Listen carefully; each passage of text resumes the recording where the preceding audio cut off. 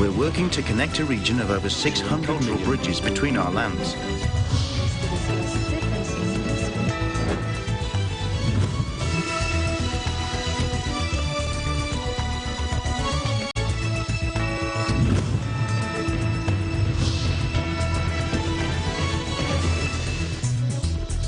Hello and welcome to ASEAN in Focus. I'm Maricar Velasco, delivering to you the latest news in and around the ASEAN region. On today's headlines, Malaysia's government has collapsed after the resignation of Prime Minister Mahathir Mohamad. Rather than a military alliance, the Russian government is pushing for a robust partnership with the Philippines, Russian ambassador to Manila Igor Kobayev said Monday. EDSA revolution proves Pinoys ready to defend freedom and democracy.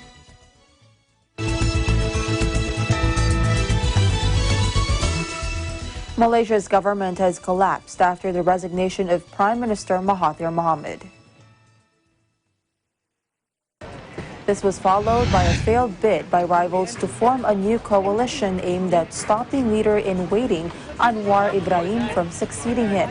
Mahathir, 94, the world's oldest leader, has been appointed interim leader while intense political jockeying is underway to form a new government.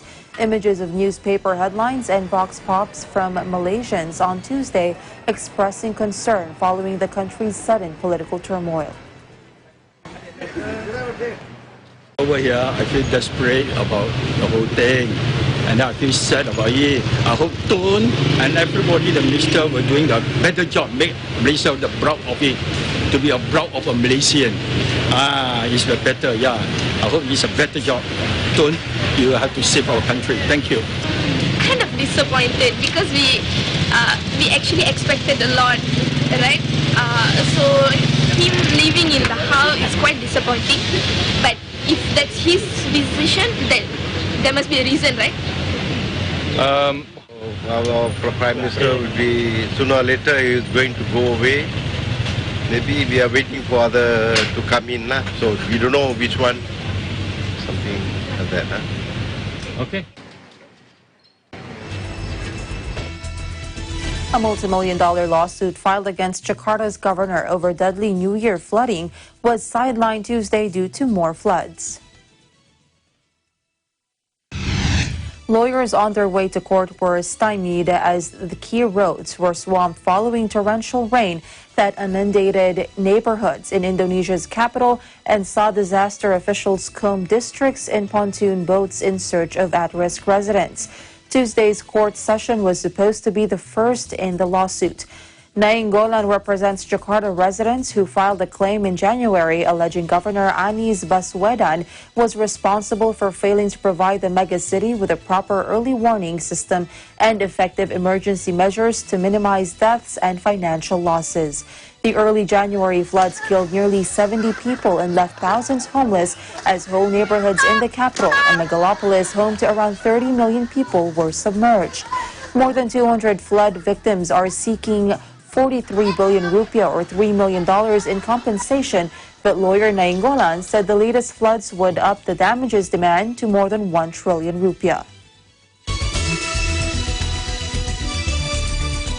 A total of 445 Filipino nationals have been repatriated by the Philippine government from Japan following their 14-day isolation aboard the coronavirus disease 2019 infected MV Diamond Princess. The Philippine Embassy in Tokyo said this is the highest number of repatriates among other foreigners on board the cruise ship. 2 charter aircraft ferried the Filipino repatriates from Tokyo to the Philippines. The first one, carrying a total of 309 repatriates, arrived at Clark Air Base at 10:10 p.m. on Tuesday, while the second plane, carrying another 136, arrived at 12:12 a.m. on February 26. According to the Department of Foreign Affairs, all arrangements upon arrival were handled as agreed in IATF resolution dated February 21, 2020. After landing, all repatriates as well as the DFA and DOH repatriation team members and PAL flight crew were brought to the athletes' village in New Clark City for the 14-day quarantine program of the DOH. Of the more than 500 Filipino crew and passengers aboard the cruise ship, 80 tested positive for COVID-19 and have been admitted to Japanese hospitals. As of February 25, the embassy said 9 crew members have been successfully treated and discharged from the hospitals with clean bills of health. The embassy deputy chief of mission, Robespierre Bolivar, told the Philippine news agency when discharged from the hospital with a clean bill of health, they can take commercial flights according to Japanese health regulations. Thus, the cruise operator will arrange further accommodations and onward flights. As early as Tuesday morning, composite teams from the embassy and the DOH had been on the ground at the Yokohama port and Haneda airport to assist in the disembarkation and the boarding of the repatriates. The ship has been quarantined at the port of Yokohama since February 5 after one of its passengers tested positive for the virus. Passengers were allowed to disembark from February 19 onwards at the end of the 14-day quarantine period. Crew members, mostly Filipinos, began disembarking after all the passengers left the ship. The group of 445 is the second batch of Filipinos the DFA brought home following the repatriation of 30 others from the virus epicenter Wuhan last February 9. The coronavirus disease 2019 threat has affected the deployment of overseas Filipino workers, particularly new hires to Taiwan, Hong Kong, and Macau, Labor Secretary Silvestre Bello III said Monday. Bello said there are less newly hired OFWs. He thinks they are also taking necessary precautions, especially that they also got financial assistance. Bello said some of them are still monitoring developments in the areas hit by the disease. They are taking their time to find out any developments, and he thinks it is also because some of them still have enough funds. Some employers in Hong Kong were kind enough to give extended leave to their employees. The Philippine government earlier imposed a travel ban on Taiwan, Hong Kong, and Macau due to the COVID-19 outbreak. However, the travel ban to Taiwan was lifted on February 14, while only OFWs are allowed to travel to the 2 Chinese territories effective February 18. The government earlier has provided more than 80 million pesos in cash assistance to OFWs affected by the travel ban to the 3 areas. However, OFWs bound for Hong Kong and Macau are required to sign a document indicating their awareness of the COVID-19 threat. They are also directed to comply with the medical and health protocol in the Philippines and the country or territory where they are staying in.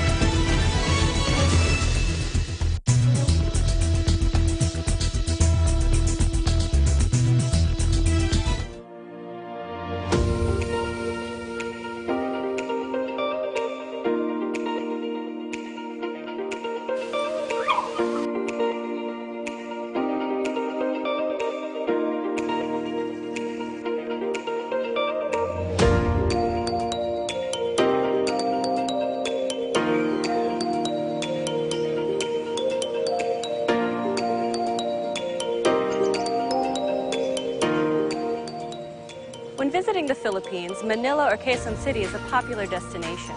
But oftentimes the hustle and bustle of the city can be more stressful on your vacation. So when you feel the need to reconnect to nature or relax again, there's a beautiful oasis just outside of the city called the Garden at Ciudad de Victoria.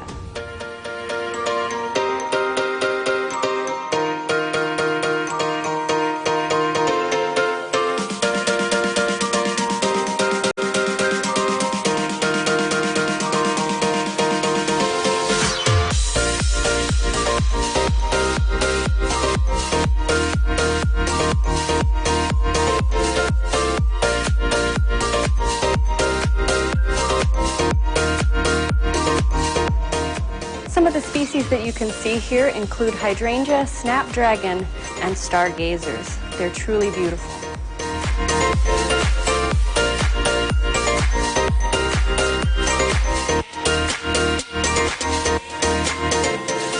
The gardens at Ciudad de Victoria are so peaceful, tranquil, and beautiful that it's become a haven for young couples and a very popular venue for engagement photos.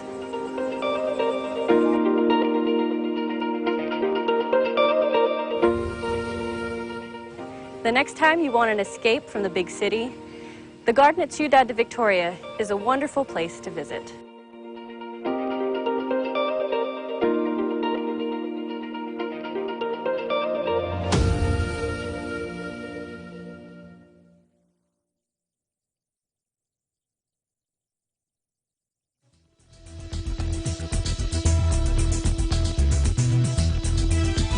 Welcome back. Rather than a military alliance, the Russian government is pushing for a robust partnership with the Philippines, Russian ambassador to Manila Igor Kovaev said Monday.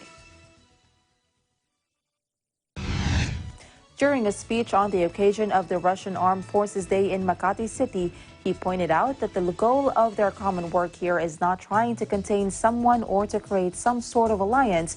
In Russia, they have no appreciation of military alliances because in the best case, they provide security for a selected few member states at the expense of others. Kovaev said Russia prefers establishing equal partnerships in the region where a fair system is in place to guarantee the same level of security for all the players in the international arena. At present, he said Manila and Moscow have already developed ties that could serve as a foundation for an effective defense partnership in the future. He said now the two nations have very favorable preconditions to build a robust, strong partnership for many years ahead for the future generation. It's a unique chance in the history of the bilateral relationship, and this chance must not be missed. I think it's a really significant event because it clearly shows that our two nations, including the armed forces of our two countries, can and should be reliable partners and close friends. Simply because we have common enemies: terrorism, transnational crime, drug trafficking, piracy at sea. And in this respect, I think we Russians and you Filipinos, we have a lot in common, because you Filipinos also deeply respect your armed forces, and it's quite natural. We fully support your armed forces. We are ready to help your country increase your defense capabilities, and we fully support your legitimate struggle against terrorism. In the past few years, the two nations have conducted joint military drills and have also witnessed a number of port calls, both by Russian and Philippine Navy ships. High-level delegations from the Department of National Defense have also attended significant military events and fora in Russia, according to Kovaev. Russia will be deploying one of its submarines for the International Fleet Review in the Philippines this May, Russian Ambassador Igor Kovaev confirmed. The vessel would be part of a detachment of Russian naval ships, according to Kovaev. The IFR, to be held in Manila Bay waters near Corregidor and Bataan, is an international maritime exercise that aims to strengthen mutual trust and confidence, as well as cooperation among navies from around the world. The event is one of the highlights of the Western Pacific Naval Symposium, which the Philippines is hosting for the first time from May 19 to May 21. Philippine Navy Flag Officer in Command Rear Admiral Giovanni Carlo Bacordo earlier said the BRP Jose Rizal will lead the Philippine Navy contingent to IFR. Bacordo estimated that at least 24 navies and their representatives will attend the WPNS and IFR. As part of efforts to acquire funds for its Build, Build, Build infrastructure program, President Rodrigo Duterte is seeking a stronger partnership with Manila-based multilateral lender Asian Development Bank. There is an evolving crisis somewhere. We do not know what would be the end result of this crisis. It could lead to a protracted war. It could be a wide-scale strife. Duterte expressed his desire to enhance collaboration with the ADB during a meeting with its president, Masatsugo Asakawa, at the office of the Department of Finance on Monday. A statement from Malacanang read, President Rodrigo Roa Duterte on Monday said he wants enhanced collaboration with the ADB in various areas to push the administration's development agenda. During the courtesy call, Duterte sought for ADB's participation and support as the government embarks on its ambitious infrastructure initiatives. He sought for the bank's assistance to improve the capacity of the government to undertake public-private partnerships projects with increased private sector participation. Moreover, he congratulated Asakawa for his election as the new ADB president and thanked him for the bank's continued support to the Philippines.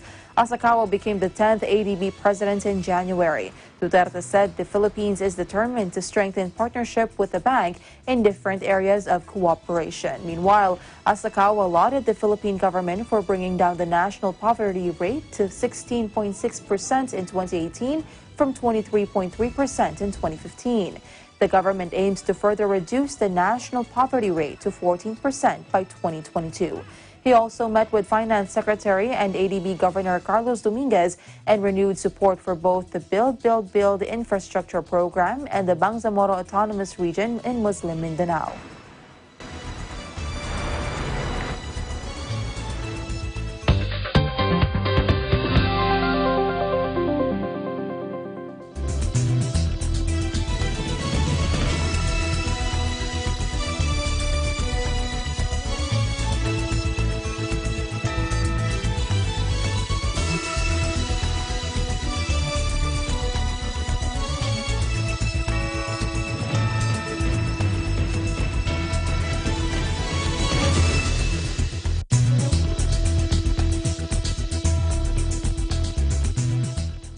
Events happen around us all the time, in our community, in our country, around the world.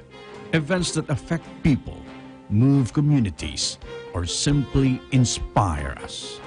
Interesting events that people need to know. In these interesting times, we continue to be a competent partner in delivering news about these events. Fast, accurate, balanced, eagle news, because we live in interesting times.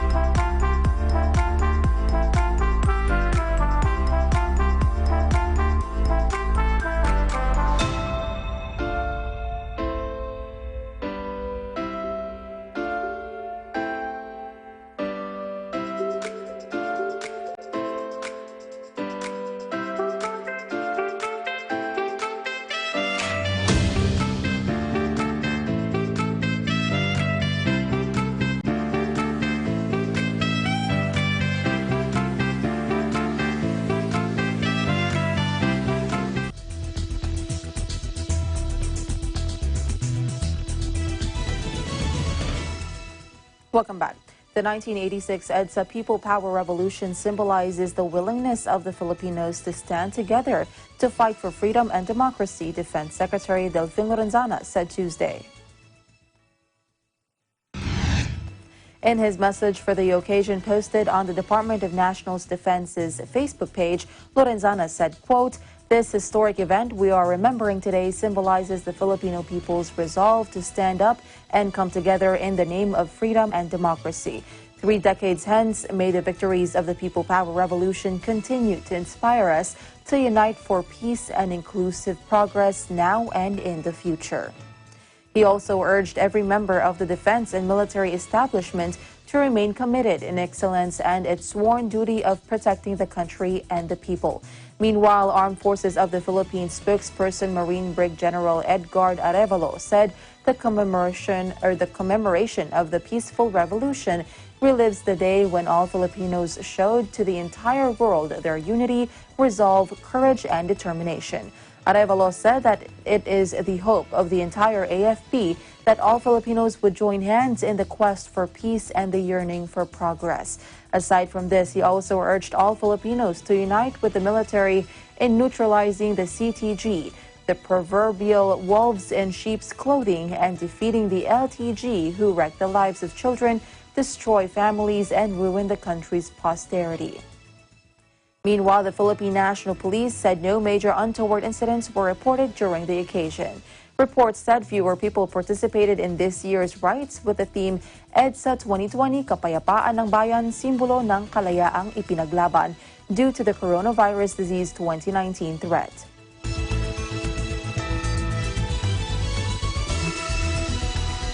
And that is latest news in the Southeast Asian nation. Stay updated about the ASEAN region. I'm Maricar Velasco and I am 1 with 25.